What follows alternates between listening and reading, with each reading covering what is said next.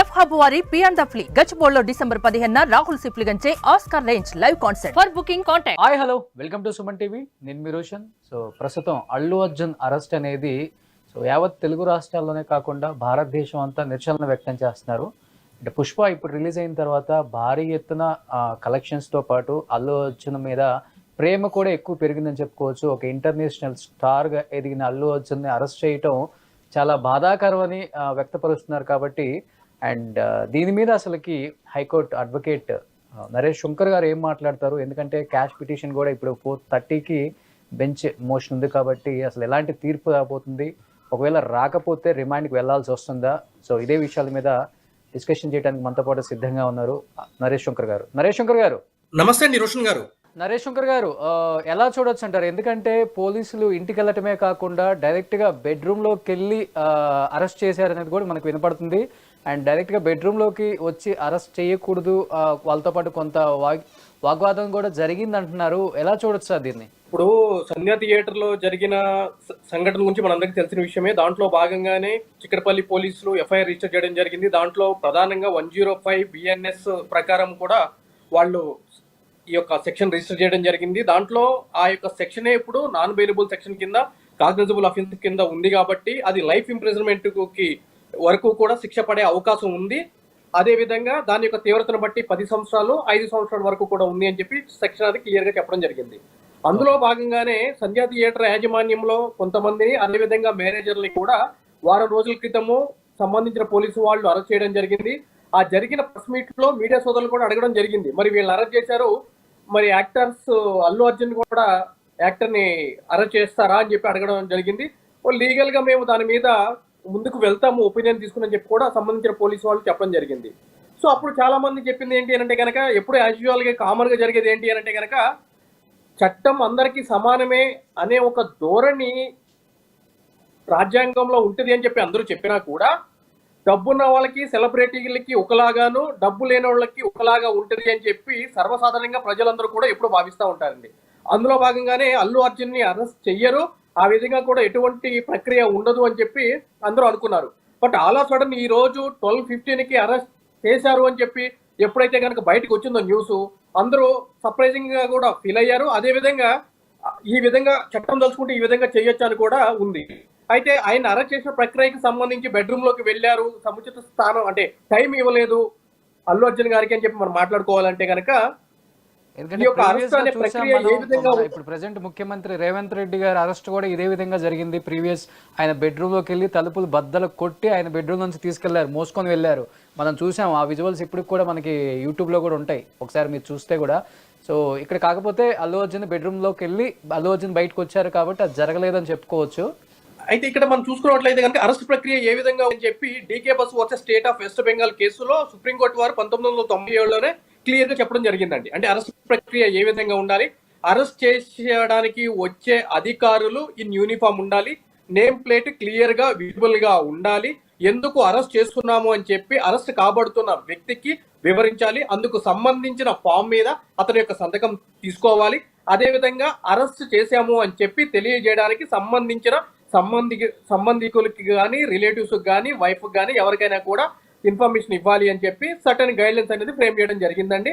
So obviously ఒక proper procedure ప్రకారమే arrest జరిగి ఉంటుంది అని చెప్పి కూడా నేను కూడా భావిస్తున్నాను. అంటే ఇంకొక రకంగా కూడా చాలా మంది మాట్లాడుతున్నారు. ఎందుకంటే గత 1 or 2 years నుంచి కూడా అల్లు అర్జున్ ని చాలా వివాదాలలో చుట్టుముడుతున్నాయని చెప్పుకోవచ్చు. ఒక పక్క రాజకీయంగా కావచ్చు, ఒక పక్క సినిమా పరంగా కావచ్చు. ఎందుకంటే అల్లు అర్జున్ ఫ్యామిలీకి, చిరంజీవి గారి ఫ్యామిలీకి కొంచెం దూరం పెరిగింది. సో వైఎస్ఆర్సీపీ కొంతమంది లీడర్స్ ప్రతిదానికి అల్లు అర్జున్ని పొగడటం, ట్వీట్లతో ముంచెత్తటం, ఇది ఒక రకంగా చెప్పాలంటే ఆ వార్ ఇంకా ఎక్కువగా పెరిగి రీసెంట్గా పుష్పలో కూడా ఒక డైలాగ్ వచ్చింది, ఎవర్రా బాసు, ఎవడికరా బాసు, నేను కొడుక్కి బాసు నేనే, తమ్ముడికి బాసు నేనే అని చెప్పేసి ఒక డైలాగు వారు కూడా గట్టిగా నడిచిందని చెప్పుకోవచ్చు. ఈ డైలాగ్ వార్ అనేది అటు పక్కన అల్లు ఫ్యామిలీ కావచ్చు, ఇటు పక్క మెగా ఫ్యామిలీ కావచ్చు, ఈ ఇద్దరి మధ్య పెద్ద దుమారమే లేపిందని చెప్పుకోవచ్చు. ఇదంతా చూస్తుంటే ఒక పక్కన అల్లు అర్జున్ వెనక ఏదో జరుగుతుందని కొంతమంది మాట్లాడుతున్నారు, లేదు ఇది చట్టపరంగా చర్యలు తీసుకున్నారు, అదే విధంగా ముందుకు వెళ్తున్నారని కొంతమంది మాట్లాడుతున్నారు. ఏ విధంగా చూడొచ్చు అంటారు ఈ రెండింటిని? ఎందుకంటే హైలీ ఇన్ఫ్లుయెన్స్డ్ పర్సన్ ఒక ఇంటర్నేషనల్ స్టార్ ఇప్పటి వరకు ఎక్కడ జరిగి ఉండదు నాకు తెలిసి భారతదేశంలో కనివిని వెరగం ఇలాంటి ఒక, ఎందుకంటే ఎంతోమంది లీడర్స్ పార్టీలు వాళ్ళు మీటింగ్స్ పెట్టినప్పుడు ఎంతోమంది చనిపోవడం చూసాం ప్రీవియస్గా, కందుకూరులో కావచ్చు, గుంటూరులో కావచ్చు, అండ్ హైడ్రా జరిగినప్పుడు కూడా 2-3 చనిపోవడం కూడా చూసాం. కేటీఆర్ కూడా ట్వీట్ చేశారు దీనికి సంబంధించి. ఏ విధంగా చూడొచ్చు దీని గురించి? ఫస్ట్ కేటీఆర్ గురించి మాట్లాడాలంటే ఆయన నెక్స్ట్ ఆయన రోలో ఉన్నారండి. ఆయన తొందరలోనే వెళ్తారు లోపలికి. అయితే ఇక్కడ ఇక అల్లు అర్జున్ గారి గురించి మనం మాట్లాడుకోవాలి అంటే కనుక పుష్ప 2 ఈవెంట్ గురించి బీహార్ లోని పాట్నాలో పుష్ప 2 ఈవెంట్ అనేది పెట్టడం జరిగిందండి. సో ఎస్పెషల్లీ పుష్ప 2 ఈవెంట్ పాట్నాలో ఎందుకు పెట్టారు అని చెప్పి ఎంతో మంది ఎన్నో విశ్లేషణలు చేశారు. ఎంతమంది ఎన్ని చేసినా కూడా అవన్నీ కూడా ఫాల్స్ అండి. ఈ బీహార్ పాట్నాలో పెట్టడం వెనక ప్రధానమైన ఎజెండా మోటివ్ ఏంటి అని అంటే గనక ఈ రోజు భారతదేశంలో ఎన్డీఏ ప్రభుత్వం అధికారంలో ఉంది అనడానికి ప్రధానమైన కారణం ఏంటి అని అంటే గనక 2 ప్రధానమైన రాష్ట్రాలండి. ఆ రాష్ట్రాలు ఏంటి అని అంటే గనక ఆంధ్రప్రదేశ్ రాష్ట్రము, 2 బీహార్ రాష్ట్రము. సో మొన్న బడ్జెట్కి సంబంధించి కూడా బడ్జెట్ కేటాయింపులకి సంబంధించి ఆంధ్రప్రదేశ్కి, బీహార్కి ఎక్కువ ఎలకేషన్ జరిగింది, మిగిలిన రాష్ట్రాలకి జరగలేదు. ఎందుకు అనంటే కనుక ఈ 2 రాష్ట్రాల మీదే ఎన్డీఏ ప్రభుత్వం అనేది ఆధారపడి ఉంది కాబట్టి ఆ 2 రాష్ట్రాల గురించే ఎక్కువ ఫోకస్ చేశారు అని చెప్పి ప్రతిపక్షాలు కూడా మాట్లాడడం మనందరికీ సముచితమైన విషయమే. అయితే ఈ పుష్ప 2 ఈవెంట్ పెట్టడానికి ప్రధానమైన కారణం ఏంటి అని అంటే గనక ఇక్కడ ఎన్డీఏ ప్రభుత్వంలో ప్రధానంగా ఆంధ్రప్రదేశ్కి సంబంధించి పవన్ కళ్యాణ్ గారు ఆ కూటమి ప్రభుత్వం ఏర్పడడానికి కానీ బీజేపీ ప్రభుత్వం ఏర్పాటు విషయంలో కానీ కీలకమైన వ్యక్తిగా ఉన్నాడు అనే విషయం చిన్నపిల్లడికి కూడా తెలిసిన విషయమే. అయితే ఆంధ్రప్రదేశ్కి సంబంధించి ఆల్రెడీ పవన్ కళ్యాణ్ గారు అక్కడ డిప్యూటీ సీఎంగా ఉన్నారు కాబట్టి నెక్స్ట్ స్టేట్ ఏముంది? బీహార్ స్టేట్ ఉంది. సో కాబట్టి బీహార్ పాట్నాలో పుష్ప 2 ఈవెంట్ అక్కడ వచ్చిన క్రౌడ్ని చూపించి ఆ మెసేజ్ ని సెంట్రల్ గవర్నమెంట్ కి పంపించి ఇక్కడ ఇంకొక తలదన్నే వ్యక్తి ఉన్నాడు అంటే ఒక నాన్ లోకల్ గా ఉండి ఇక్కడికి వచ్చి ఒక ఈవెంట్ జరిపితే ఈ స్థాయిలో పబ్లిక్ వస్తారు, ఆ స్టార్ కూడా ఈ స్థాయి రేంజ్ ఉంది అని ప్రూవ్ చేయడం యొక్క ఉద్దేశమే ఈ పుష్ప 2 ఈవెంట్ పాట్నాలో పెట్టడం అండి. దాని అనుకున్న ప్రధానమైన ఇప్పుడు మీరు కూడా ఇలా మాట్లాడుతున్నారు యాజ్ అడ్వకేట్ గా ఉండి, ఇంకో పక్క ఈ సినిమాలో ఈ డైలాగు 2 ఫ్యామిలీల మధ్య జరుగుతున్న వారు చూస్తుంటేనే మనం సోషల్ మీడియాలో ఆ ఫ్యాన్స్ ఈ ఫ్యాన్స్ కొట్టుకు చస్తున్నారండి. కానీ ఈ రోజు ఈ అరెస్ట్ జరిగింది, రేపటి రోజున ఇంకా పెద్ద ఎత్తున ఏదైనా గొడవలు జరిగి ఇంకొంతమంది చనిపోతే దానికి బాధ్యులు ఎవరండి? ఇంకా ఇప్పుడు ఇక్కడ ఇంజనీర్లు ఏం జరుగుతుంది అంటేనండి, ఒకళ్ళని చచ్చిపో అని చెప్పి ఎవరు కూడా అంటే మీరు కానీ నేను కానీ ప్రభుత్వం కానీ ఒక యాక్టర్ కానీ ఎవరు చెప్పరండి.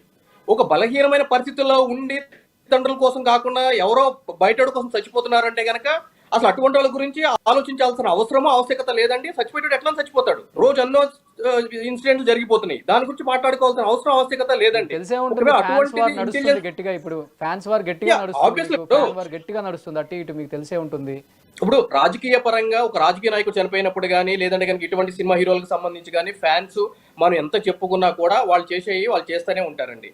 ఈ రోజు నేను అనేది ఏంటి అంటే కనుక ఆ సోకాళ్ళు కొట్టుకునే వాళ్ళు ఈ రోజు థియేటర్లో చనిపోయిన వ్యక్తి కుటుంబానికి సంబంధించి దగ్గరికి వెళ్ళి చూసింది కానీ పలకరించింది కానీ వాళ్ళు ఆదుకుంది కానీ ఏదైనా జరిగిందా? అల్లు అర్జున్ గారు ఆల్రెడీ 25 lakhs అయితే ప్రకటించారు, దాని గురించి నేను మాట్లాడలేదండి, ఈ ఫ్యాన్స్ గురించి నేను మాట్లాడుతున్నాను. ఏదైనా జరిగిందా? ఇప్పుడు మీరు కోసుకుంటారు, బ్లడ్ పాలాభిషేకాలు రక్తాభిషేకాలు చేస్తారు, చనిపోయిన ఆమె పోయి ఆ కాడి పట్టుకున్న సందర్భం ఏదైనా ఉందా? ఒక ఫ్యాన్ గా మీరు అంటే సో కాల్డ్ ఫ్యాన్స్ గురించి మనం ఇక్కడ మాట్లాడుకుంటే సో వాళ్ళ గురించి మాట్లాడుకోవాల్సిన అవసరం లేదండి. ఎందుకంటే కేవలం అల్లు అర్జున్ కూడా క్లియర్ గా చెప్తున్నారు, నేను వెళ్ళటం వల్ల ఆ తొక్కిసలాట జరగలేదు, నాకు దానికి సంబంధం లేదు, నన్ను అనవసరంగా దీనిలో కావాలని లాగి అరెస్ట్ చేయడం జరుగుతుంది, నేను ఆల్రెడీ బిఫోర్ కూడా కోర్టులో దీని గురించి విచారణకి వెళ్తే ముందే నేను క్యాష్ పిటిషన్ కూడా వేస్తున్నానని కూడా మనకు క్లియర్ గా చెప్పడం జరిగింది. ఆయన కేవలం ఆయన వెళ్ళటం వల్లే ఆ తొక్కిసలాట జరిగింది అనే మాట వాస్తవం అసలుకి 100% శంకర్ నరేష్ తో తొక్కిసట్లు జరగదండి. ఎందుకంటే నేను అంత ఇది కాదు, నేను అంత పాపులర్ హీరో కాదు, నన్ను ఎవడు గుర్తుపట్టాడు పక్క గల్లీలోకి పోతే. అల్లు అర్జున్ గారు కాబట్టే అక్కడ అంత తొక్కిసరట్ట జరిగింది. ఈ రోజు ఆయన అంటున్నారు నా ప్రమేయం ఏం లేదని చెప్పి. అక్కడ సెక్షన్ లో 3 రెడ్ విత్ 3(5) అంటే 3 sub-class 5 ఆఫ్ బిఎన్ఎస్ అని చెప్పి పెట్టడం జరిగిందండి. ఆ 3 అంటే ఏంటంటే జనరల్ ఎగ్జామ్షన్స్ అని చెప్పని అంటారండి. 5 ఏం చెప్తుందో తెలుసా అండి? ఒకసారి నేను చదువుతాను. క్రిమినల్ యాక్ట్ కేవలం మాస్ థియేటర్స్ కే వర్తిస్తుందా? ఎందుకంటే ఈ రోజు చూస్తున్నాం ప్రతి సినిమా రిలీజ్ అప్పుడు కూడా ఏఎంబీకి వెళ్తున్నారు, మహేష్ బాబు గారు, ప్రభాస్ గారు, లేకపోతే టీఆర్ గారు ఫ్యామిలీలతో వెళ్తున్నారు. అండ్ ప్రసాద్ ఐమాక్స్లో చూస్తున్నాము, ఐనాక్స్లో చూస్తున్నాము, ఇన్ఆర్బిట్లో చూస్తున్నాము, మనం అందరూ స్టార్ హీరోస్ని చూస్తున్నాము కూడా. వాళ్ళందరూ పర్మిషన్ తీసుకుని అక్కడ సినిమాకి వెళ్ళారంటారా? సినిమాకి వెళ్ళడానికి పర్మిషన్ అవసరం లేదండి. సినిమాకి వెళ్ళడానికి పర్మిషన్ అవసరం లేదండి. మీరు అడిగిన దానికి నేను క్లియర్ గా ఆన్సర్ చెప్తున్నాను. సినిమాకి వెళ్ళడానికి పర్మిషన్ అవసరం లేదు, కానీ సినిమాకి వెళ్ళే క్రమంలో షో చేయాలి అంటే మాత్రం పర్మిషన్ కావాలండి. అక్కడ పబ్లిక్ ట్రాంక్విలిటీ అంటే ప్రజల యొక్క జీవితాలతోటి ముడిపడిన అంశము. రోడ్డు మీద పైకి లేచి షో చేసినప్పుడు ఆబ్వియస్లీ ఒక యాక్టర్, పాపులర్ యాక్టర్ ఉన్నప్పుడు ట్రాఫిక్ జామ్లు అయితే తొక్కి స్టాంపేడ్ జరిగింది. సోకాళ్ళు మన మహేష్ బాబు గారు కానీ, రాజమౌళి అదర్ హీరో పోయినప్పుడు అటువంటి తొక్కిసలాట కానీ ఇటువంటి పరిస్థితులు తలెత్తితే ఆబ్వియస్లీ ఏ సెక్షన్స్ అట్రాక్ట్ అయితే వాళ్ళకి కూడా చట్టానికి అతీతులు వాళ్ళు కూడా ఏం కాదు. ఇక్కడ జరిగింది కాబట్టి మనం ఈ రోజు ఈ డిబేట్ మాట్లాడుకోవాల్సిన పరిస్థితి ఏర్పడింది. సమానం అని చెప్పడానికి మాత్రమే అల్లు అర్జున్ అరెస్ట్ చేశారంటారు. Yes, exactly. ఇప్పుడు వరకు చట్టం అందరికి సమానమే అని చెప్పి పుస్తకాల వరకు పరిమితమైంది. ఇప్పుడు రేవంత్ రెడ్డి గారి రాజ్యంలో అది ప్రాక్టికాలిటీగా చూపిస్తారు ఈ ప్రభుత్వంలో అని చెప్పి ఆయన్ని అరెస్ట్ చేయడం జరిగిందండి. సో ఇప్పుడు ఏదైతే ఫ్యాన్స్ ఆ ఫ్యామిలీకి ఈ ఫ్యామిలీకి పెద్ద ఏదో నడుస్తుంది అని చెప్తున్నారో ఆ ఫ్యాన్స్ కూడా చూడొచ్చు. ఇప్పుడు చిరంజీవి గారు దంపతులు ఇద్దరు కూడా అల్లు అర్జున్ గారు ఇంటికి వెళ్ళారు. అండ్ అక్కడ జరిగింది ఏందో ఆరా తీస్తున్నారు కూడా మనకు అర్థమవుతుంది. చిక్కడపల్లి పోలీస్ స్టేషన్కి వెళ్ళటం చూసాం మనం. ఇదంతా చూస్తుంటే వాళ్ళ ఫ్యామిలీ వాతావరణం బాగుంది. కాకపోతే ఈ ఫ్యాన్స్ రెచ్చగొట్టిన వాతావరణం కారణంగానే ఇదంతా వచ్చింది అనేది కూడా క్లియర్గా అర్థమవుతుంది మనకి. నిజంగా అంత వాడి వేడి ఉంటే చిరంజీవి గారు ఇప్పుడు ఆ ఇంటికి వెళ్ళే వాళ్ళు కాదు కదా. మరి ఈరోజు చిరంజీవి గారు ఆ ఇంటికి వెళ్ళడం కూడా చూస్తున్నాం మన విజువల్స్ లో. ఇప్పుడు ఇక్కడ ఎప్పుడు కూడా అండి మెయిన్ పర్సన్స్ ఎవరైతే ఉంటారో వాళ్ళ యొక్క అండర్స్టాండింగ్ ఎప్పుడు కూడా క్లియర్ గా ఉంటుందండి. దాంట్లో ఎటువంటి మొహమాటం లేదు. అంటే వాళ్ళ మధ్య ప్రతి కుటుంబంలో కూడా సమస్యలు ఉంటాయి. అవి అయ్యో మాట్లాడుకుంటే సమస్య పోయే తప్ప బయటికి చెప్పుకునేంత మాత్రం ఉండదండి. అంటే బయటకు కనిపించేది ఒకటి ఉంటుంది, లోపల వేరేలాగా ఉంటుంది. ఇక్కడ సోకాల్డ్ ఫ్యాన్స్ అనే ఎవరైతే ఉంటారో వాళ్ళు ఎప్పుడు కూడా బయట వాళ్ళే అండి. చివరిగా ఇంటికి పోతే మళ్ళీ వాడి కుటుంబానికి వాడే రెస్పాన్సిబుల్ తప్ప ఈ సోకాల్డ్ ఎవరు కూడా రెస్పాన్సిబుల్ ఉండరండి. సెక్షన్స్ కాబట్టి ఇన్ కేస్ 2 నాన్-బెయిల్ సెక్షన్సే కాబట్టి చూస్తే ఇవాళ ఫ్రైడే, సాటర్డే, సండే, సో కోర్టుకు కూడా సెలవు ఉంటుంది. ఇన్ కేస్ రిమాండ్కి వెళ్తే 14 days ఉండాలి ఖచ్చితంగా అని అంటున్నారు. కాబట్టి ఏ విధమైన తీర్పు రాబోతుంది అనుకుంటున్నారు మీరు? అంటే ఒక సెక్షన్ ఏదో 5 సంవత్సరాలు అని చెప్తున్నారు, ఇంకో సెక్షన్ ఏదో 3 సంవత్సరాలు అని చెప్తున్నారు. అయితే ఇక్కడ ఏం జరిగిందంటేనండి, అంతకు ముందు ఎవరైతే గనక దీంట్లో అంటే యాజమాన్యం మీద, అదేవిధంగా సంధ్యా థియేటర్ మేనేజర్ల మీద, అదేవిధంగా అల్లు అర్జున్ గారి మీద వేశారు కాబట్టి వాళ్ళకి సంబంధించి కొంతమంది జరిగిందండి. ఒక 5 days బ్యాక్ సంబంధించి చిక్కడపల్లి పోలీసు వారు దానికి సంబంధించి చట్ట విరుద్ధంగా పెట్టారు అని చెప్పని సంధ్యా థియేటర్ యాజమాన్యము వాచ్ పిటిషన్ వేయడం జరిగిందండి హైకోర్టులో. అది ఈ రోజు ఐటీ నెంబర్ 27 కింద కోర్టులో ఉండటం జరిగిందండి. అయితే అది లంచ్ తర్వాత విచారణకు వచ్చే అవకాశం ఉండగా 12:15కి ఈయన అరెస్ట్ చేయడం జరిగిందండి. దానికి సంబంధించి ఈయన అరెస్ట్ ఎప్పుడైతే గనక పోలీసు వాళ్ళు డిక్లేర్ చేశారో మీడియా ద్వారా, మధ్యాహ్నం 2:15 అంటే కోర్టు లంచ్ బ్రేక్ అయిపోయి తిరిగి ప్రారంభం అయిన తర్వాత హానబుల్ కోర్టు వారి ముందు అల్లు అర్జున్ గారి తరపున కౌన్సిల్ అడ్వకేట్స్ మెన్షన్ చేయడం జరిగిందండి. ఏమని అంటే గనక సోమవారం వరకు కూడా అల్లు అర్జున్ గారిని అరెస్ట్ చేయకూడదు అని చెప్పి ఈ రోజు ఉదయం 10:30 మేము మిమ్మల్ని కోరడం జరిగింది. ఆ విధంగా 2:15 మా యొక్క కేసుని స్వీకరించండి అని. కానీ సంబంధించిన పీపీ వారు అందుబాటులో లేకపోవడం చేత అది మేము ఇవ్వలేదు. ఈ లోపు అరెస్ట్ అనేది జరిగింది. అయితే సిఆర్పిసి 482 ప్రకారం హైకోర్టుకి బెయిల్ వినే అవకాశం కూడా ఉంది. కాబట్టి మధ్యాహ్నం తర్వాత అంటే సాయంత్రం 4కి ఇప్పుడు 4 గంటలకండి ఈ యొక్క కేసుకు సంబంధించి ఏదైతే కనుక అరెస్ట్ చేశామంటున్నారో దానికి సంబంధించిన కంప్లీట్ ఫైల్ పీపీ గారికి చెప్పండి, సంబంధించిన పోలీసుల దగ్గర నుంచి తీసుకురమ్మని చెప్పి అని. కాబట్టి అల్లు అర్జున్ గారికి సంబంధించి ఆల్రెడీ అరెస్ట్ అయిపోయారు కాబట్టి క్వాష్ అనేది ఇక్కడ తెర మీదకి రాదండి. ఎందుకంటే ఇక తర్వాత డిసైడ్ అవుతుంది మ్యాటర్. అది ఇప్పుడు అరెస్ట్ అయిపోయారు కాబట్టి, అప్పుడు అరెస్ట్ అయిపోయినాక ఇమ్మీడియట్లీ ఏముంటుంది, బెయిల్ అనేది ఉంటుంది. కాబట్టి మేము ఆ బెయిల్ మీద ఆర్గ్యుమెంట్ చెప్తాము. కానీ బెయిల్ మీద ఆర్గ్యుమెంట్ చెప్పాలి అని అంటే కనుక దానికి 482 కొత్తగా అప్లికేషన్ వేయాల్సి వస్తుంది. వేయాల్సిన అవసరం లేదు, ఎందుకంటే 482లో ఈ కోర్టుకి అధికారం ఉంది. సుప్రీంకోర్టు గతంలో ఉత్తర్వులు చెప్పింది. కాబట్టి మేము మిమ్మల్ని సాటిస్ఫై చేస్తాము అని చెప్పి అల్లు అర్జున్ గారి తరపు న్యాయవాదులు కోర్టు వారి ముందు చెప్తే కోర్టు వారు ఆ విధంగా 4 గంటలకి ఈ కేసుని మేము స్వీకరిస్తాము అని చెప్పడం జరిగిందండి. సో ఈ కేసుకు సంబంధించి ఈ రోజు 4 గంటలకి ఈ యొక్క విచారణ ఉందండి. అయితే అందులో భాగంగానే ప్రభుత్వం తరపున అప్పీర్ అయిన ప్రభుత్వ న్యాయవాది పబ్లిక్ ప్రాసిక్యూటర్ గా చెప్పింది ఏంటంటే, ఒక సామాన్యుడికి ఒక చట్టము, సెలబ్రిటీకి ఒక చట్టం ఉండకూడదు.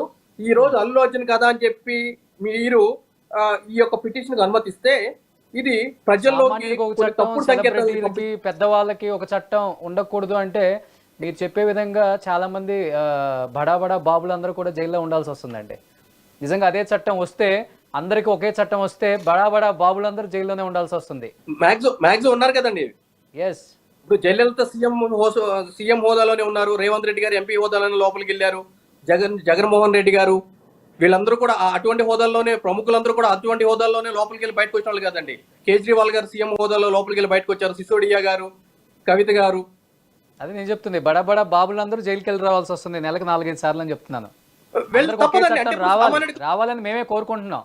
ఆర్టికల్ 14 ఉందండి. అంటే ఇక్కడ ప్రాబ్లం ఏంటంటే చట్టం ఉందండి ఆల్రెడీ, ఎప్పటి నుంచో కూడా ఉంది, 18th సెంచరీ నుంచి కూడా ఉంది.